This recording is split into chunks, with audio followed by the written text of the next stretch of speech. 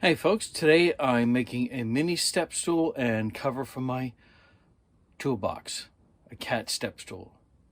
And let me show you here.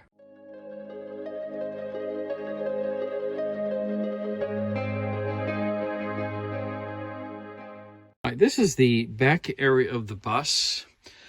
This is my large cat carrier if I had an emergency and I had to leave with the cats. I can put them in there. It's big enough for the both of them. This is where their litter box is. Now, it's not that high of a jump. However, you know, this is probably not the safest thing to jump on for their feet and paws to get caught in. So I'm doing a couple of things here. And oh, by the way, before I forget, one of the cats has had hip surgery in the past. So sometimes he makes the jumps, sometimes he doesn't. But overall, he's in excellent health. So the first thing I've done is I've created this lid. I call it my toolbox hat. This will sit on top when I'm not using the toolbox. And that will sit really snug.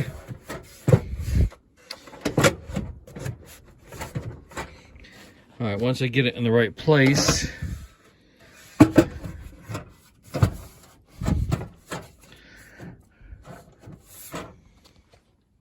all right, the only thing I had to do is the handle underneath had to be flipped towards the front. So this is now a solid stand-on piece. The second thing I want to do is when I'm going down the road, even though this is pretty heavy, I really don't want it bumping and moving around, especially if I hit a bad bump sliding backward or forward. Now, the good thing is the way this setup is, with the top lid closed, those drawers will not open. So I have some pieces of wood. I have these here. And I have some pieces here. These are going to be screwed down into the wood floor. That'll keep this from sliding this way or that way. And then I might have some kind of bungee cord system to hold it down while I'm going down the road, which I really don't think I'll need. But I'm going to, the screws that are going in here, I'm going to countersink them. And these pieces are actually more repurposed wood from some old pallets I had out back. So let me get all these pieces in, set this in place, and I'll show you what it looks like. And for doing each of these pieces, I have 3 cordless drill guns set up. I have this one with the proper bit so that the screws I'm using will slide down in and through. I do not want them catching on this wood because then it makes it harder to have it hold to the floor.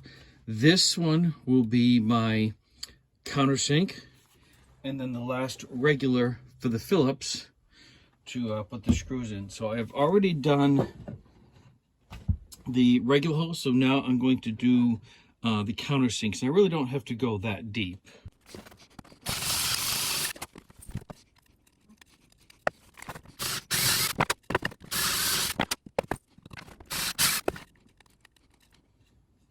All right, so what I've done is I've checked my depth. So I want to go at least halfway through so this has a chance to catch into the wood behind. 4 of these are going to be more than sufficient. All right, and I know it's a little bit hard to see because I don't have wide angle on this camera, but I would like to be sure that I can remove and put this cover down when I need to. So I'm just positioning this toolbox in the right place, and I'm going to move it out from this a little bit, and I can move it a little bit closer to the wall here. It's a little heavy, so all right, this way I know that if I need to open and close it right in this spot, all I have to do is lift this up, and then I have this available to open or lift out, and I have my board in behind in the right place. I'm going to screw down.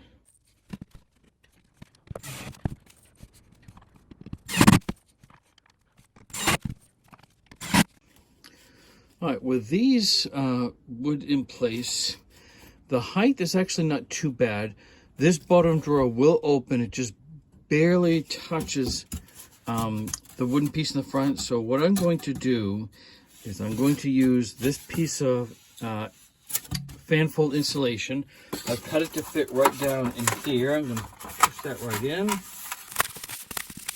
Because what I want to do is raise this up just a little bit more, but not too much. And this will, the weight of this chest will compress this down, but keep it high enough so the drawer will open. So I'm going to put that in place.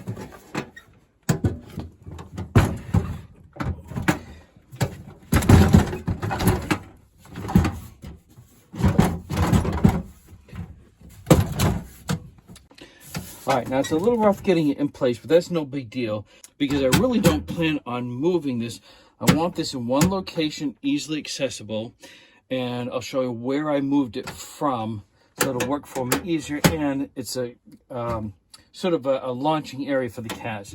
Now, because this has to open up, I had to make sure I had a proper space between here. And again, this is one of those tool chests. The drawers will not open unless the cover is open. So this bottom drawer now slides open very easily.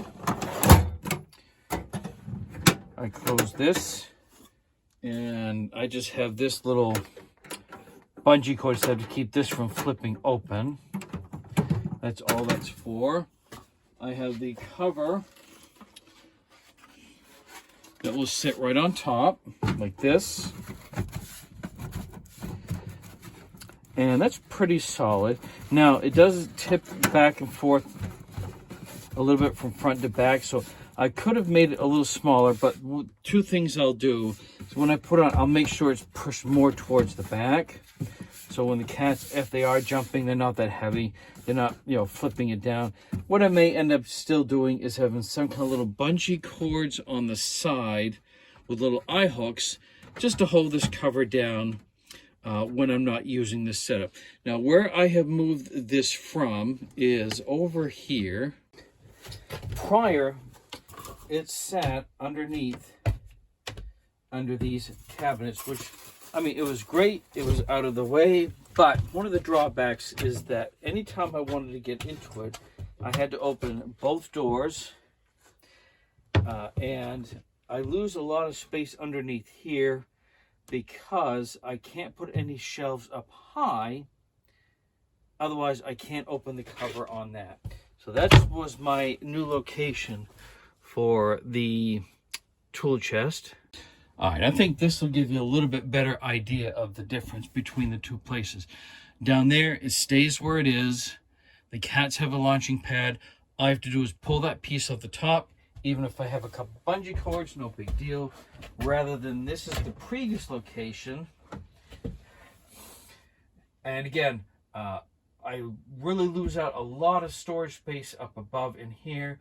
About maybe 8 inches because of the cover itself has to open up, and also because I have to have it forward, either back or forward, I lose all the space in behind, or if I had it pushed towards the back, in front, because of the cover method and the tool chest.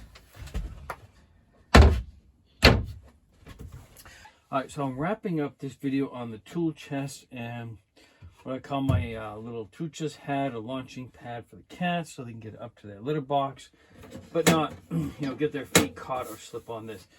Now I did make one mistake I was able to fix. Somehow when I measured this distance here, from front to back, I made this a little too wide. As you saw in the earlier video, so if the animal jumps on it, it makes a little tipping. It was an easy fix. Instead of rebuilding the whole thing, all I did was I found a piece of foam board insulation, about the right thickness, and then I had a leftover piece of pallet board. It doesn't have to look pretty, it just has to do the job. And all I did is I put these in place, held it in place with a screw and a couple nails that you won't even see. Now this will sit down on top here like this, fairly snug. Now, if I need to get into this, of course, I can take this off. I'd rather have it a little bit too tight. I can always adjust this, or, if I really needed to over time, playing this down just a small bit. But I do like the fact that it sits nice and snug. I just push down on it. So when I'm going down the road, I'll have it secure. But when I'm off someplace, I'll show you the bungee cords. I'm going to take those off so the cats can jump on this with a minimal amount of issues without it flipping back like it did before. There's only this little bit of play where it connects to keep this closed. The other thing I did is I put 2 sets of eye hooks down so that when I am going down the road, I don't expect to hit any kind of bumps that big. However, I do want to attempt to keep this from bouncing around. Again, not that it really would because of the weight of the items inside, but why take the chance? I have this one. It's going to wrap over.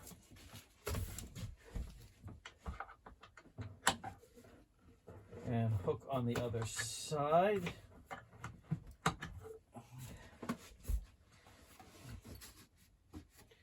That's definitely not going to go anywhere at all. I'll bring you a little bit closer so I can show you what I did. The 2 eye hooks here, the 2 on the other side.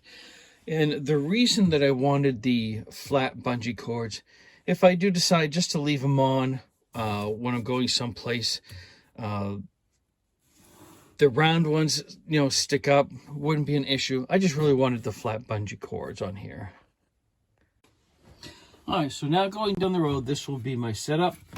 Keep everything from bouncing around. And again, when I get someplace, I can opt to take these off. Cats have a nice little place they can jump up to get the litter box. So I hope you liked this video. Found it, if nothing else, found it entertaining, maybe educational.